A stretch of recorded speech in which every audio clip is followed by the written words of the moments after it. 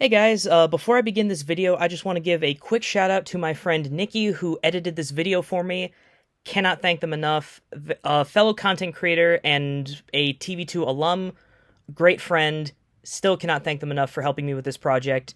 And without further ado, let's get into the video. All-Star Superman, a movie adaptation of Grant Morrison's All-Star Superman comic, is probably one of the best adapted Superman stories we've seen in the last few decades. One of the last projects written by legendary writer Dwayne McDuffie prior to his passing. All-Star Superman was one of the handful of DC animated original movies released in 2011. It does a good job of adapting Morrison's work and capturing the art of Frank Quitely pretty well, while also improving some aspects of the original book that were a bit dull. To keep it simple, All-Star Superman follows Superman, voiced by James Denton, in his final days after one of Lex Luthor's schemes leads to the Big Blue Boy Scout being overdosed with solar radiation, which is slowly killing him.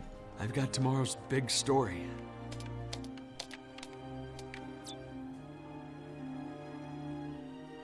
Just finished it. Clark!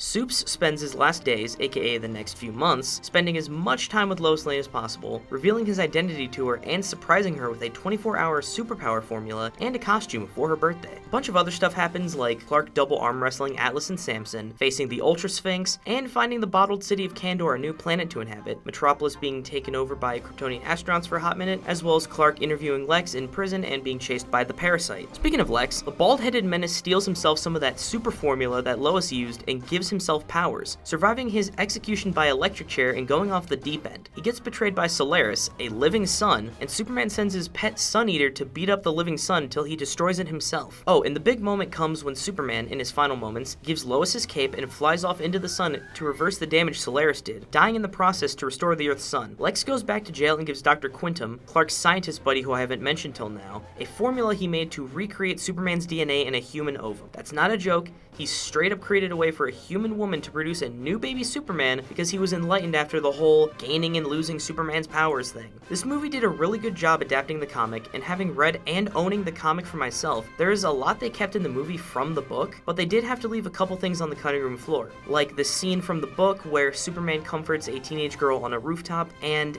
if you know that scene, then you know I won't go into detail for those who aren't comfortable with the sensitive topic on display in those panels. In all honesty, this movie could have been broken up into two parts, much like The Dark Knight Returns, which came out in the year or two that followed, in order to include every scene from the book that didn't get adapted. One thing I think the movie improved was Lex Luthor's entire character and his relationship to Clark and Superman. In the book, Lex is very cold towards Clark, often going out of his way to put him down while he's conducting the interview, whether it be for writing in shorthand or pointing out how Lois would overlook him for Superman. In the movie, a good amount of the original dialogue is removed or, in some cases, shortened down, making it appear more like he sees a sort of twisted kinship with Clark, who to him is a humble, everyday guy compared to someone like Superman, a being whose mere existence and presence Lex despises.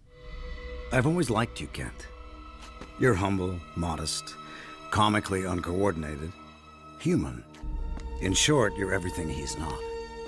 The big thing with adapting All-Star Superman was hitting the most important beats, and this movie definitely delivered. If you're looking for a Superman movie that hits plenty of emotional chords and shows why Superman is so well regarded by many as the best, then this is the movie for you. Like I said before, there was a lot more from the original book that I wish had been kept in, like the issue where Superman was stranded on Bizarro World and got help from Zybaro, the Bizarro, or the issue with the multiple Supermen from throughout time helping Superman out. While I do wish the entire comic was adapted, I can see why Dwayne and the rest of the crew decided to simplify the movie, recognizing that the emotional core of All-Star Superman was the dynamics of Clark, Lois, and Lex, also making sure to emphasize the fact that it's still a story about Superman's final adventures and how he impacts the world around him even after he is gone. Overall, I say give this movie a watch, and if you're looking for more All-Star Superman, the original comic is available on Amazon or wherever you buy your comics from. It's a quintessential Superman story for anyone who loves the Man of Steel as a beacon of hope who looks out for everyone. The movie does a good job of bringing the book to life while making it more digestible for people who may not be as familiar with a lot of the DC lore included in the original story. All-Star Superman the movie is available to stream for free on Max, but is also available to rent or buy online as well. As always, I've been Brody Markovitz, and I'll catch y'all later. Same bat time, same bat channel.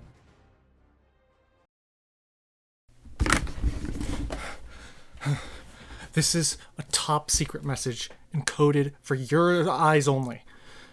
You're looking great today. Are you doing something new with your hair? Subscribe to Trikki Nikki.